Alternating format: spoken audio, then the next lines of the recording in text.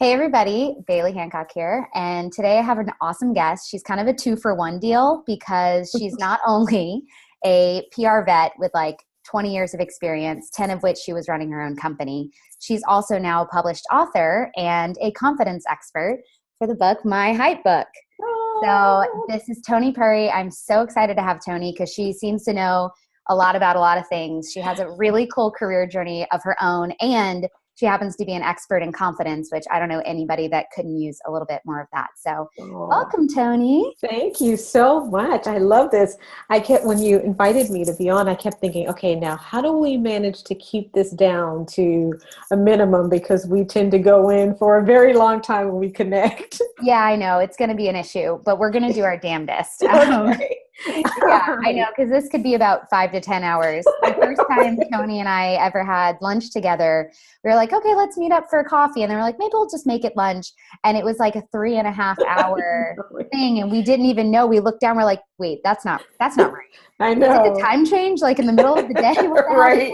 So, right. Yeah, so we could do this, but I'm excited to have you. So me too. Thank you so much. I'm really excited about you. And I'm excited about this that you're doing, launching this. This is so perfect for you. It's ideal. And I know you're going to be a huge success. So I'm excited to be in on the ground level. I should tell you all, Toni's book is My Hype Book, but she's also an incredible hype girl. I'm the hype woman. She's the hype woman that we all desperately need. If you don't have like a friend or a colleague or whatever that's like your hype girl, get yourself one. Yeah, Let me tell you, when you're not feeling great about yourself, you've got a hype girl that can remind you of all the reasons why you're incredible. Or worst case scenario, or best case scenario here, you get yourself a hype book and then you can remind yourself of how great you are. So that's right. I want to know, okay, so where did My Hype Book come from? I know that there's kind of a story that, your own path took a turn and then you ended up being without confidence. So tell everybody a little bit about where you went from running your own PR agency for 10 years, being super successful with that, to all of a sudden publishing this incredible hype book. Wow, it was really an amazing journey for me. It's exciting for me to say that something really beautiful came out of it, but in the midst of it, I felt lost and hopeless and completely depleted of confidence. I had the agency for 10 years, but it was around year 8 where I started noticing I wasn't enjoying the work anymore. And that was really hard for me because, I was saying to somebody else, I always call the company my baby. This is my baby. This is my baby. So then to get to a place where I didn't want the baby anymore, what kind of mom are you? You're like, shit, I need a new analogy. This is no longer okay. Right.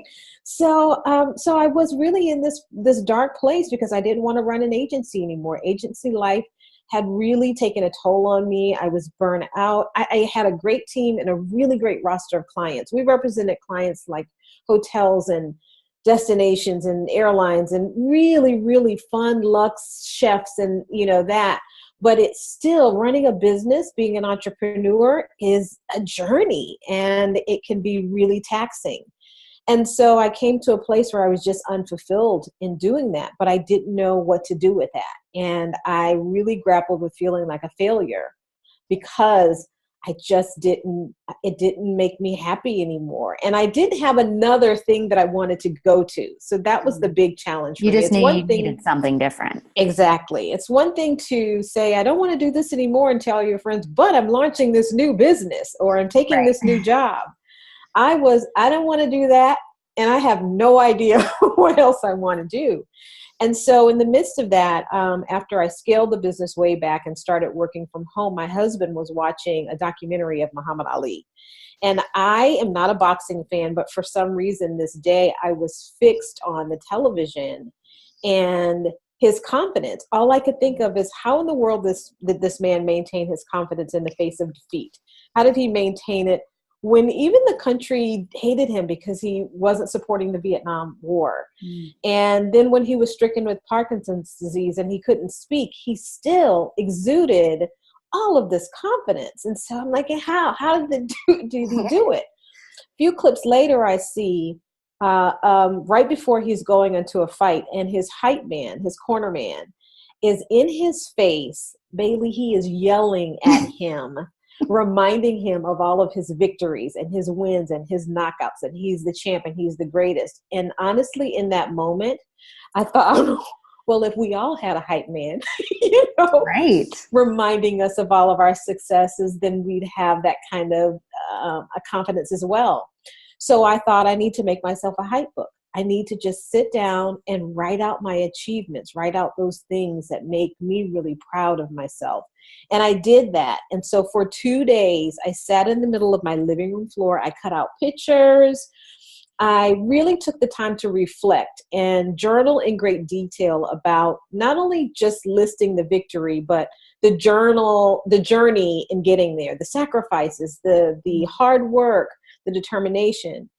And everything from running the LA Marathon to launching my company in the middle of the recession or the beginning of the recession, to pro bono work that we had done.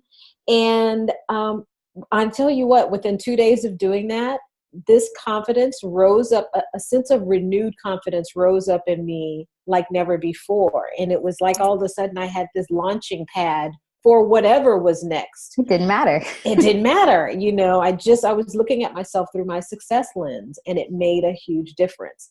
And a girlfriend sent me a text message during that time asking me what I was doing. When I told her about it and I was so excited, she said, you have to write this book. And so that put me on a 9-month journey of writing what is now called my hype book. And it's nice because it's part book, but it's also part journal, in that you really engage, and the reader is active. It's an active process. It's like a workbook, but it's a journal, but it's also a book. No, it's awesome. There's so many beautiful quotes, and it's a really beautiful book. Honestly, it's something that you would want to keep out on your office desk or your coffee table. It's so well done, and just such a beautiful testament to everything that you have come through and you have survived and you've achieved, because you all, I think our original hype girls are our moms usually. And yes, for sure. People don't often really take what their parents, it could be your sibling, it could be your parents, either one. They don't really believe them because they're like, well, you have to say that, right. Hey, this is your fault, whatever. And so there's something different about having an objective piece of paper to look at that you can say, actually, no, you can't fight these facts. Like, I overcame this. I did this during this time of adversity. I got dumped, but I came out better on the other end, whatever it is. That's it. That's beautiful. Exactly it. It's taking the time to really, here's the thing is, when we feel like we failed or we've made a mistake or been mistreated or have any kind of setback, we will ruminate over that. We'll play that record over and over and over again. We'll spend time processing it, and then we'll go back and process it, 3 years later, But when we have achievements and successes, we're kind of then on to the next thing, and then we're on to the next thing.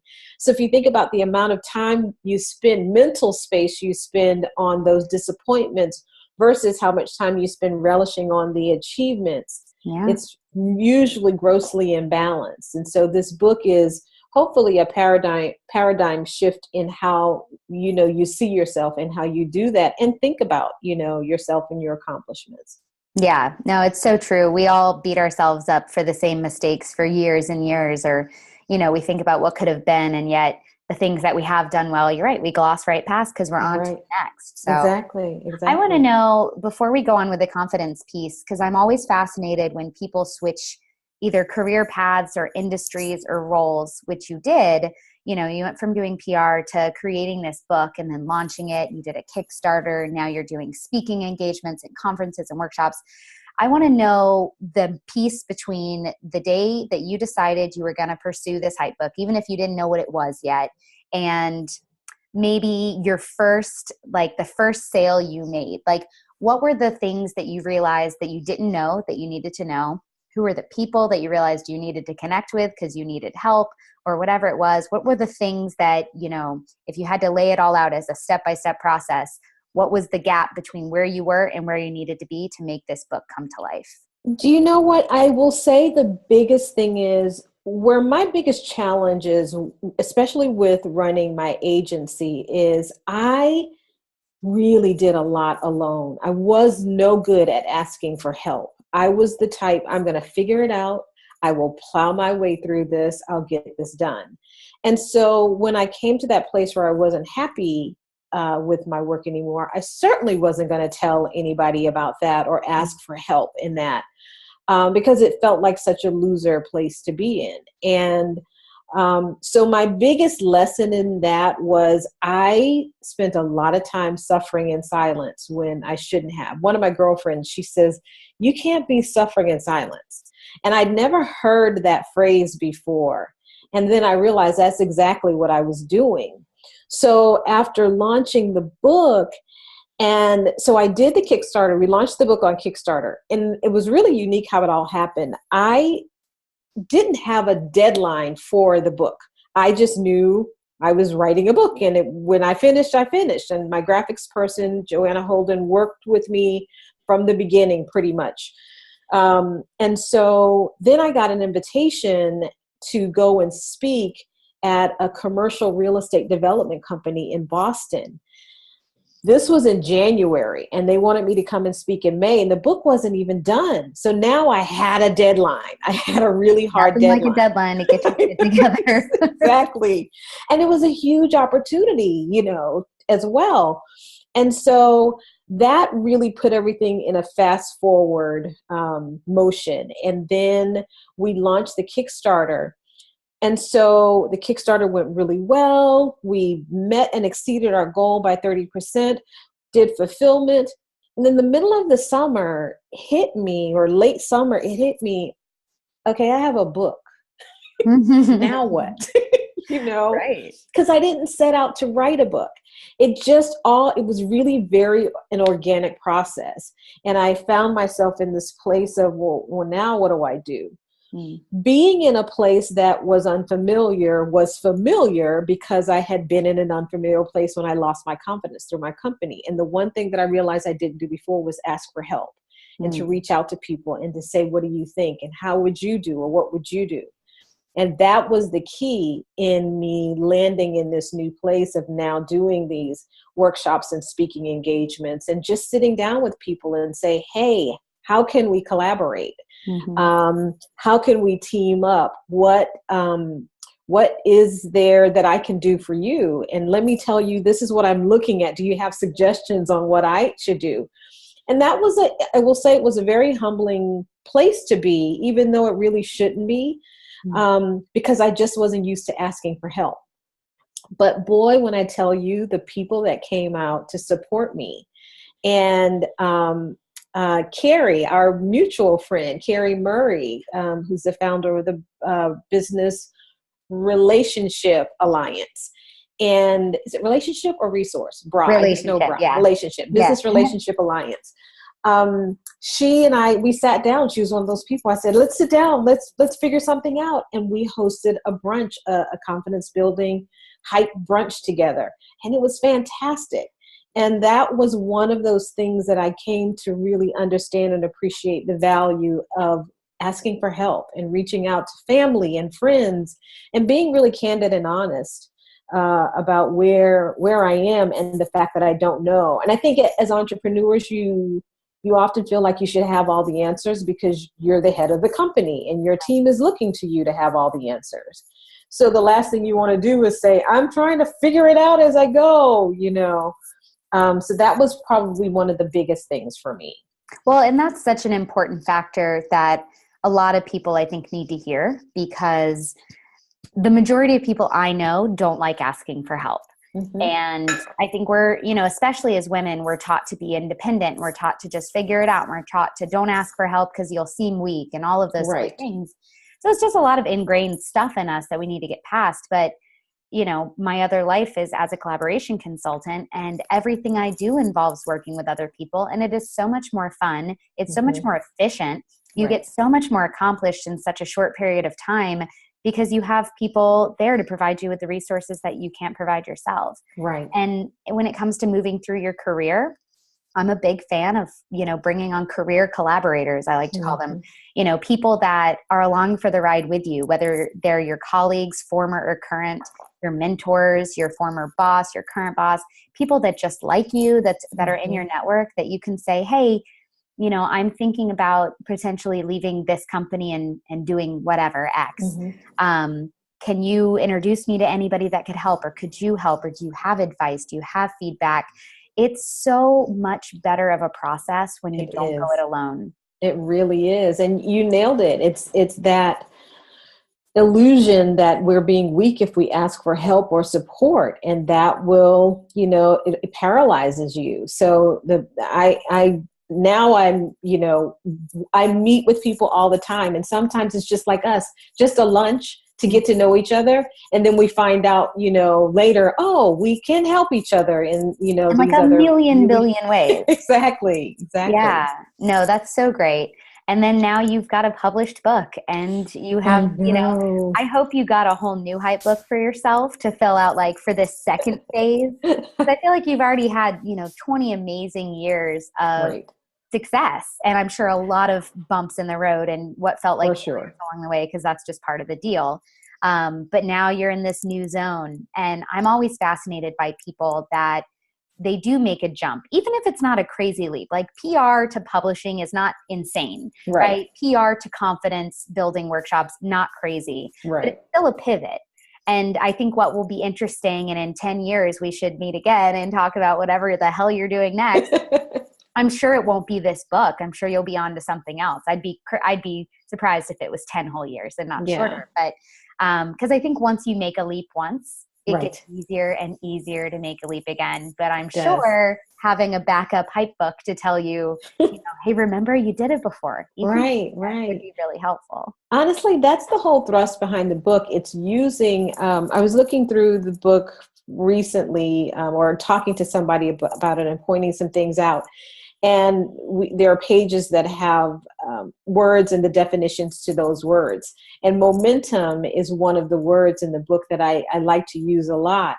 Because what happens when you look at your success, when you look at the things that you've done, the hurdles that you've cleared, the chapters that you have, moved through, those things give you momentum to continue to go forward. Mm-hmm. So it really is about keeping this inertia, going in your life so that you have this movement, this forward movement that propels you to try that next thing that's bigger, a little more daunting, a little more scary, but worth the leap and worth the try.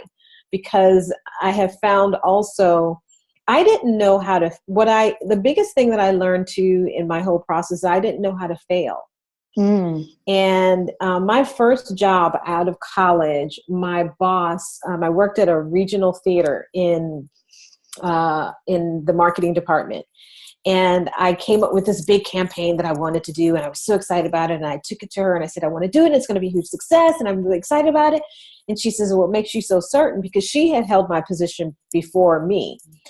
And I said, because everything that I put my mind to succeeds. And it's just a matter of putting your mind to it and working really hard. And she said, well.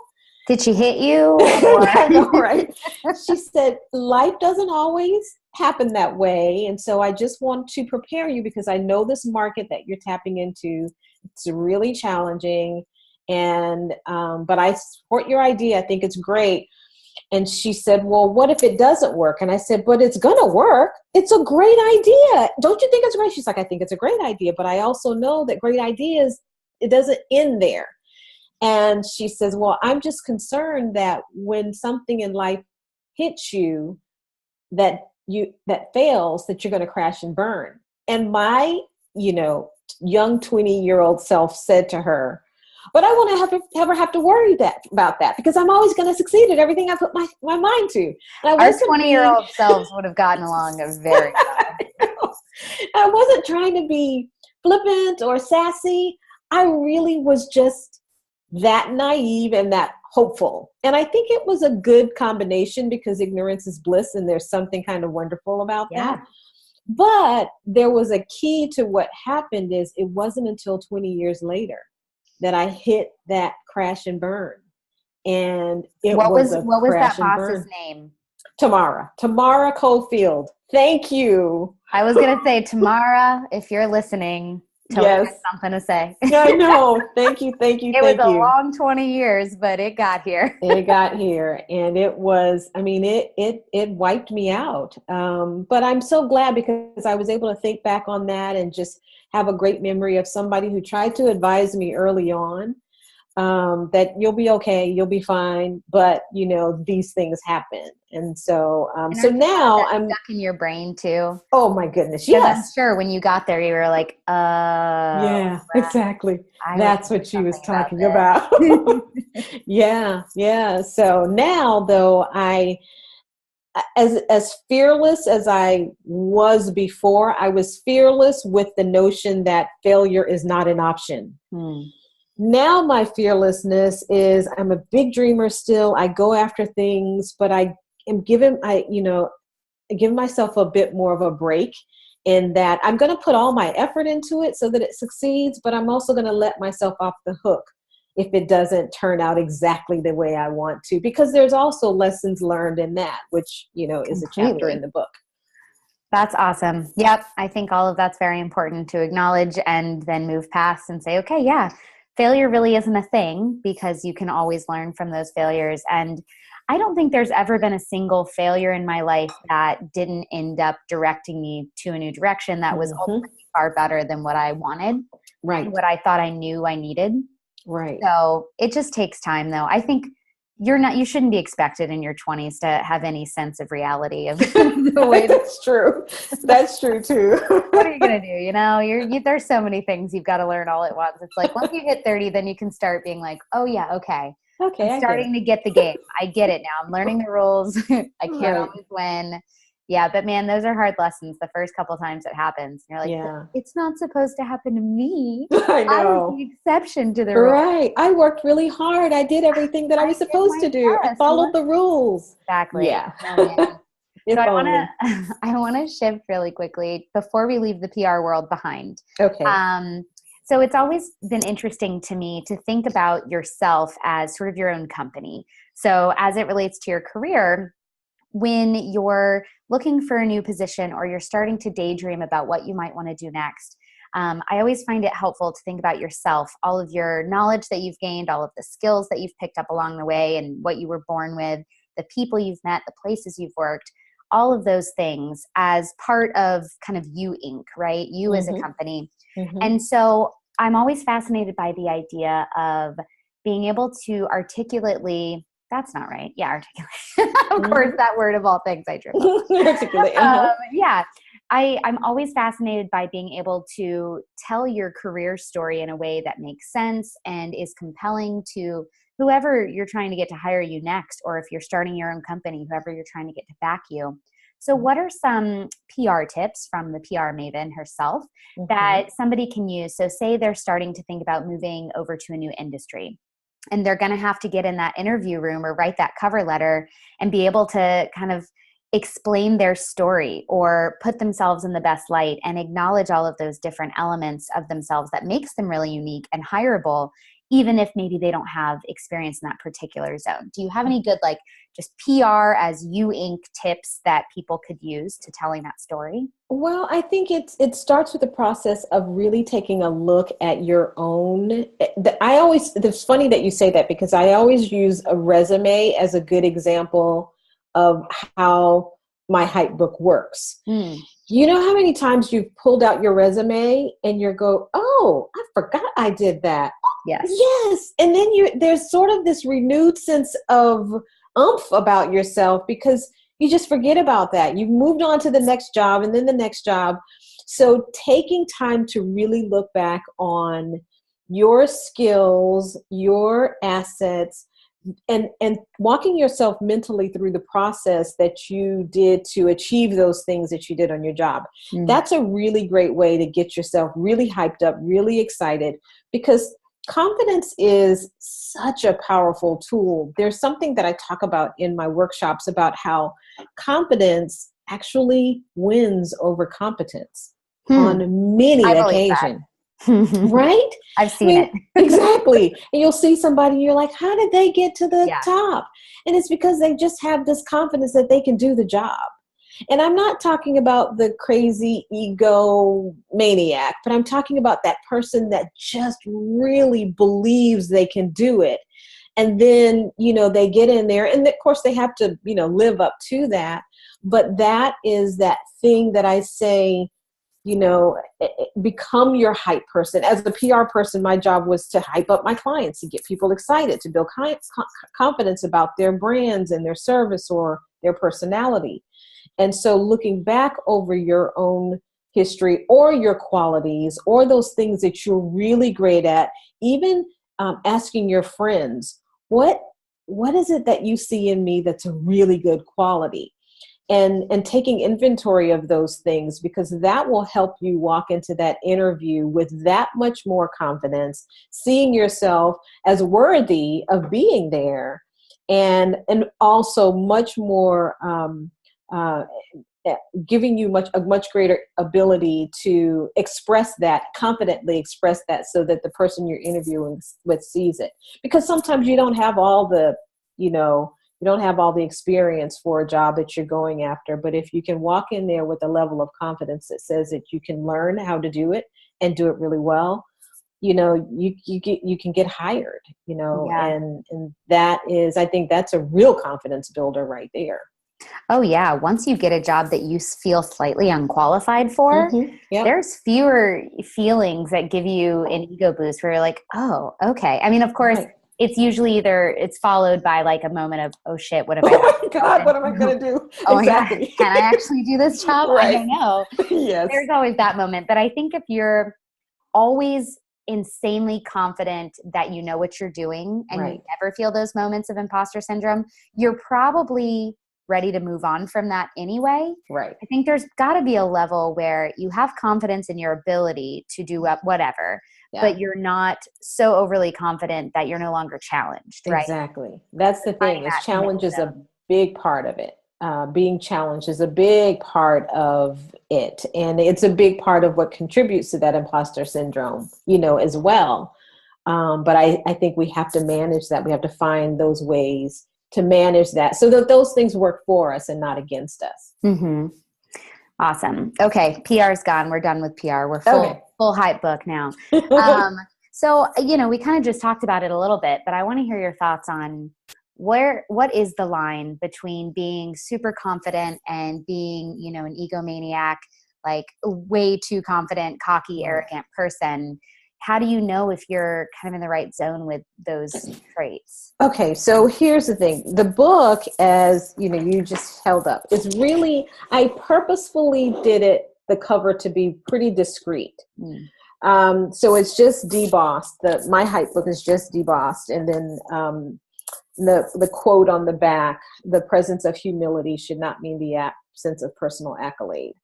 So the reason why I did it that way, because I wanted it to be designed beautifully enough to be a tabletop book, but not something that is about yelling and screaming, I'm so amazing, that you become that obnoxious person to your friends. Right. And so it really is about this inner awareness of what you have to offer and what your gifts, your talents, your abilities, your qualities, all of those things.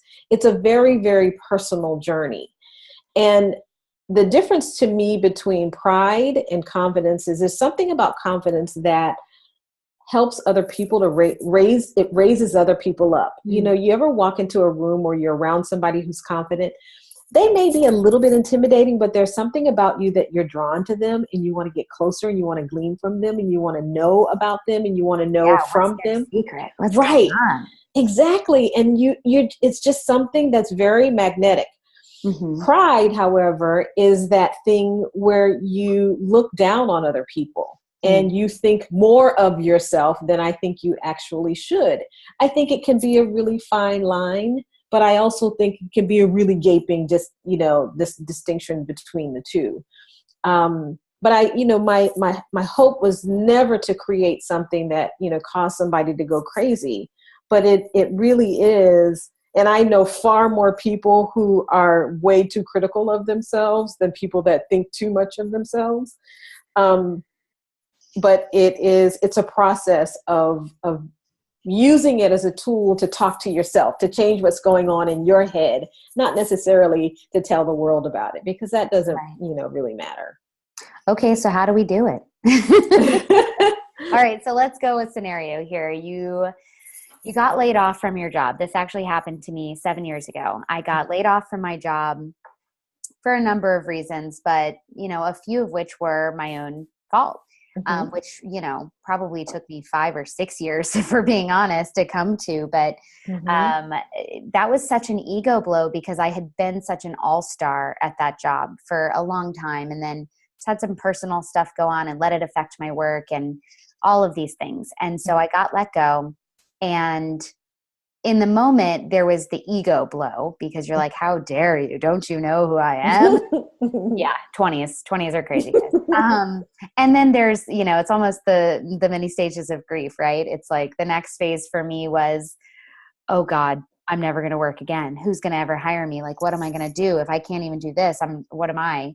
And for me, that ended up transpiring into a lot of events, one of which ended up being moving to LA to be a TV show host, but that's neither here nor there. Okay. So if you've just been dealt a blow like that, where your ego took a hit, say it was with your job, you got laid off or you got reprimanded by your boss or anything like that, what's a way to quickly regain some of that confidence so that you don't start spiraling into this mode of feeling sorry for yourself and hopelessness? I think the first thing is to just sort of give yourself permission to, mourn that loss for whatever reason. And I think you need to go through the stages of grief where you're lost, where you're sad, and then you're pissed off, and then you're going to show them. And it's important to go through all of those. That's a reality because it is a loss. It's a death of a chapter in your life, whether it was by your doing or somebody else's, it's gone. And so the sooner you can wrap yourself around that, the better. Then I would say the next thing and once you get over that hump is taking some time to really look at what did you gain from that job? What are you better at? What are you wiser about? What do you now know that you didn't know? And start making an actual list of those things. I have a section in the book that's called Lessons Learned. And I purposefully had Joanna design the book so that the crisis or challenge that you face, the box there is little. Because you don't need to, you've already remunerated on that. I guarantee you, whoever, you've already spent time playing that record. Well, now let's look at what are you all the wiser? What characteristics in that position or with that company aren't a good fit for you? And make a list of those as well, so that when you are applying for your next job, and also when you're applying for the job, realizing you're interviewing them just as much as they're interviewing People do you. not keep that in mind with interviews. Oh my One goodness. of my biggest pet peeves. It is like a first date. Everybody's lying to everybody else. You're all trying to look good. You're all spinning this web of lies about what things are going to be like when you're together. And it's like, what if you just cut each other off at the chase? And we're like, okay, listen. Exactly. So when you see those things, you take, you now know if I see anything that looks like this boss is going to have the kind of characteristics that didn't fit for me, then I know that's not, a good place for me. But you've got to be very clear on what those things are. So first, taking note of all of the things that you learned, the experiences that you had. It's like doing a resume, but really in far more detail than you'd ever have, room to do. Yep. Inches to do on a page. And then thinking about what are all the things that I didn't like about that place, or even the people that I had to work with, so that I know to look out for those in my next. Use those two things to help you then prepare yourself for the next thing that you go after. It's just so easy to sit in that dysfunctional hurt and regret. But another part of the book, you mentioned it earlier, is talking about things that you've overcome. And looking back, I actually overcame that. I lost that job, and it didn't kill me. I know. I think once you've gone through something that you were for sure certain that it was going to just take you down, and you wake up and you're like, oh, I'm still here. Right. I'm surrounded by the rubble, but I'm still here. Exactly. It takes a lot to knock you down again. Yeah, it does. Just You're stronger for it. Yeah. Absolutely. Yeah. Again, I think that's what your 20s are built for. I know. As far as I can tell. I know. So what about in your personal life? Say you get dumped horrifically, which, hey, also happened to me in my 20s. You know, Me too. I often talk about that relationship because it was simultaneous with my really dark years of work. My career, I was super unhappy in my career. I felt unfulfilled and unmotivated. And in my personal life, I was feeling the same things and probably blaming the other side on both of the, you know, that side. Like my job sucked because I hated my boyfriend, and my boyfriend sucked because I hated my job. It was all kind of tied in together. So thank goodness for the dump of that. But, you know, it was really hard to get back up after that too. Right. So does this all kind of tie in together? Is confidence?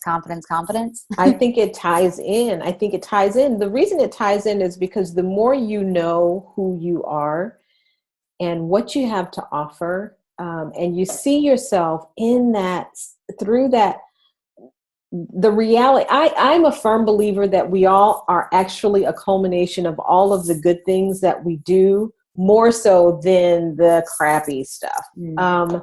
But because we spend more time thinking about that, we don't always look at ourselves in the light that I think we deserve to be in. And so I remember years ago, I worked at a gym, a private fitness club, and one of the girls there was on and off with this guy. They date and then they break up, and he was not a good guy for her. But we'd always say, don't go back to him, and she'd go back to him. And then she finally got to a place where she said, I'm not going to go back to him. And we're like, okay, Joyce, we trust you. You're not going to go back to him. And she said, I decided to make a list of all of the great things about him, and then a list of all of the crappy things about him. And that list is so long. And so whenever I'm tempted to go back, I'm going to pull that list out. And it really worked for her. And so it's almost like the same, you know, concept, in that maybe looking at that relationship that ended badly and say, all right, what worked with it and what did not work? And usually those things that didn't work, you had the signs early on, you just ignored them. But now you have it in black and white, and you have to deal with it on a different level and say, well, these are qualities that really worked for me, but these are qualities that really were damning for the relationship. And so when I see that, I know that that's my exit signal, or the signal that I don't even attempt to go there. But relationships and breakups can be really hard, because then they make you wonder, especially if the person is breaking up with you, what did I do wrong? What's wrong with me? Especially if they're definitely a crappy person, and you're like, wait, right. If a crappy person's breaking up with me, what does that make me? I know. But the reality is, it just makes them really look loser that doesn't know a good thing when they see it. I know. But, you know, we can't measure ourselves on those, because people do things for a litany of reasons. But the more we have this inward perspective on ourselves that recognizes that we're good people and we do good things and we have great intentions and we're honorable what we do, then we realize we're worthy of more. And honestly, what it all comes down to is understanding what you are worthy of, and walking in that worth, and demanding that those around you recognize that worth and value as well. So how do you do that? How do you, say you're not in a position where you can just flip your desk over and quit your job, or, leave it all behind to go be a travel blogger, which I think is everybody's dream job. I know it. How do you maintain a level of confidence and self-respect, really, which is what it comes down to, when you do find yourself in a situation that just wears on you day in and day out? Honestly, you've got to think about what you're thinking about. What are you spending your time thinking about? Even there are some really simple things that I realized today. I did another interview earlier today on a radio show, and I was on my way there, and I was starting to get a little nervous about it. And I was like happy but Toni nervous. Purry gets nervous? I know, yes, totally. And so I'm like, wait, let me just put on music that makes me feel like a real badass. What was that song? It's a bunch of them. It's Alicia Keys, and it's what's his name? The little guy. Oh, wait, I know who you're talking about. Uptown Funk? Yes. Bruno Mars. Bruno Mars. So all of that, I put on that music that makes me feel really good. But even before that, I put on clothes that make me feel confident. I am vertically challenged, so so I like to put on my nice 4-inch platform heels that make me feel tall, and put on my long straight pants that make my legs feel longer. And these are these simple little natural things that help boost my confidence in just how I see myself, so that I walk a little bit taller walking out the door. And that is some of those things that help me, because my sister, she's gonna have a fit that I'm telling the story, but when we were kids, when she was feeling really sad, remember, she had this little blue record player, and she would put on, you remember Kermit the Frog and his song, It's Not Easy Being Green? Yes. So when she was sad, she would put that song on and sit in her room and just be sad, Oh, yeah. There are times when you just want to wallow. Exactly. Big time. Exactly. Yeah. And so I appreciate that now, because she give herself a moment to be really sad, But then you have to shake that off, and you can't stay in that place. So even if it's doing these simple, shallow little things like dressing yourself up or putting on some lipstick, going to see a movie, getting around your friends that are your hype friends that will remind you that you are worthy, those things really matter, and they make a difference. Because the opposite of going in that room and putting on It's Not Easy Being Green and shutting the door, sitting in your robe in the dark, that does not help at all. No, you're so right. And I will say, for me, what ended up changing the tide of confidence after the breakup, and, I was in a place in my career where I had an MBA, but I had moved to California after getting laid off and just wanting to be a TV show host because I just didn't know what else to do. And very quickly realizing, okay, I don't want to do that actually. And then feeling totally and utterly lost, dating this horrible guy, having him treat me very badly. So it was all just a big pile of crap for a while there. And after we broke up, I really started putting one foot in front of the other and was like, okay, I don't want to stay in this zone forever, because this isn't me. This is not my natural state of being. I'm like a happy, fun person, and I'm being like a total sad sack, bummer. And what ended up working well for me was, sure, I kept the serving job because I had to pay bills, and LA is not cheap, but I started doing things on the side that I felt really good at. And one of those things was accountability coaching my fellow coworkers at the restaurant, helping them put one foot in front of another for their own careers. They all wanted to be actors or writers, and they're spending their days waiting tables with me.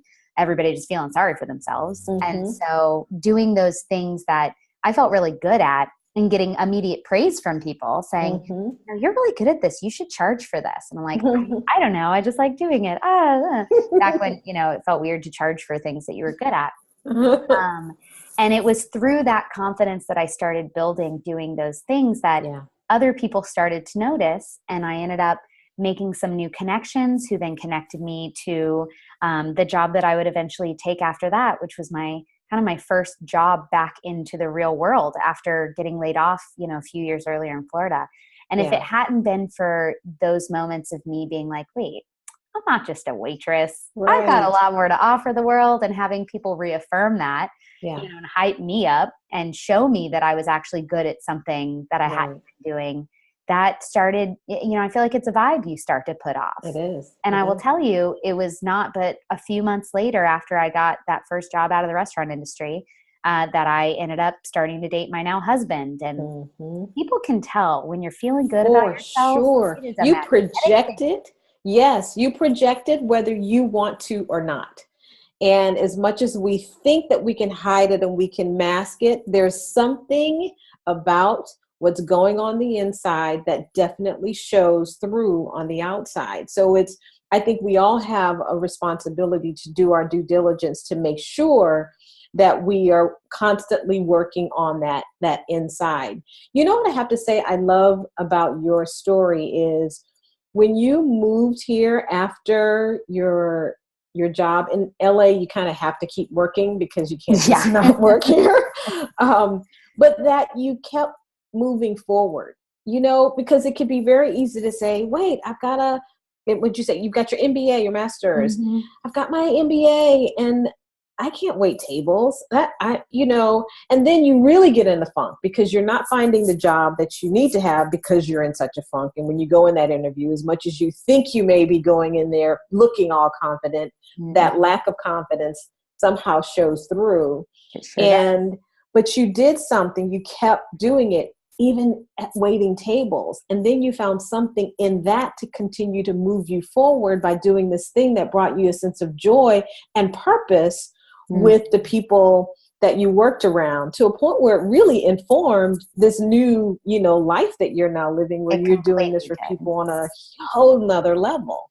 I'm very thankful that there was something in me that felt, it might have been the lack of confidence, honestly, that allowed me to put my ego aside. And I literally graduated with my MBA December 10th, moved to LA December 30th, and started waiting tables probably January 10th. So 1 month after graduating with my MBA and starting to have to pay back my student loans, I took a serving job at a seafood restaurant where I had to wear an ugly ass olive green vest and a black tie and a yellow shirt. And I looked ridiculous and I felt ridiculous. But I'm so freaking thankful for those couple of years it was almost career time out for me. Yeah. Where I was like, I don't know what I want to do. So I'm not going to push myself to figure it out today. I'm going to let myself experiment a little bit. I mean, I did a lot of random stuff during those years. I did social media for a singer-songwriter comedy duo friend of mine. I worked in an art gallery for a little bit. And this was all while having at least one, sometimes two serving jobs. So it was by no means easy. They were some of the hardest years, but also some of the most fun and freeing. Right. Yeah. Because I could quit at any time. I could move at any time. I could try something new at any time. And there was a lot of confidence building in that, knowing that, okay, I might have not technically gotten myself in this position intentionally, but I'm here now and I'm going to own it. I'm going to just do the best that I can with what I've got today and what I know to be true about myself and just go from there. I love that. I love that you gave yourself permission to explore, because I think sometimes we put so much pressure, undue pressure on ourselves to validate all those years of school. Oh yeah. To validate your age, I should have a certain, I should be at a certain, I should be making a certain. And then when you aren't, then you really beat yourself up and it becomes this vicious cycle. Yeah. I love that you gave yourself permission to explore, which is something I wish more people would have the courage to do and wisdom, to do, because in that you find, this ability to find the things that you really love and the things that you don't, Oh, it's such an important skill. I mean, I'm definitely a career experimenter, and that was the first online course and workshop that I created. And it was because I finally realized oh my gosh, I wouldn't have gotten to where I am had I not tried a little bit of this and a little bit of that. And it's now given me this, this set of tools to be able to keep doing that for myself throughout my career. Yeah. I don't assume for 1 second that I'll be doing the same thing for the rest of my waking days. I'm sure, I'm positive that I will continue to have all kinds of different weird jobs and things that, excite me for the moment. But too often we let our 18-year-old selves, when we go off to college, if we do that, decide what the rest of our lives are going to be like. We don't know anything about what's coming down the pipe. We have no idea. So I think checking in with yourself and allowing yourself to explore and experiment to the best of your ability. We all have responsibilities, of course, but we all also have a lot of control over what we think we need and what success is. And we often really need far less than we think that we do. Oh, for sure. That's so funny. One of the questions that you asked me about was, and I hope I'm not jumping ahead of you, but you asked me about my favorite book. Yes. Essentialism. I also love this book. I'm like Do halfway you through. not love it? It's so Isn't it good. wonderful? It's so freeing too. It's awesome. Yeah, just focusing on the stuff that actually matters. Yeah. Oh my goodness. It's been such I read it a couple of years ago. A pastor at our church had, us read it in one of our small groups. And it just really helped to change things for me. And now I'm reading it again just so that I can, kind of refresh myself, because it just sort of breaks things down. We put a lot of, crazy burdens on ourselves that aren't necessary, when really just comes down to that same boss used to say, how about let the main thing be the main thing? Yeah. And so and when we can wrap ourselves around that, then that's good.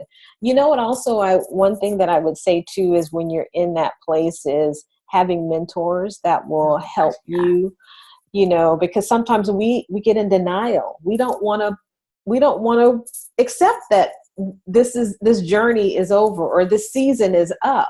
And you need that person that has a little more wisdom to say, it's okay, it's okay to not do that anymore. It's okay to try something new. And then you go, oh, okay. Yeah, maybe I will try something new. So what would you today tell your 22-year-old sassy can't fail self? I would take my boss's advice to say that, yes, failure is a fact of life, and it's okay, and it won't kill you. And I would also say exactly what I'm doing now, and taking far more inventory of the things that make me proud of myself.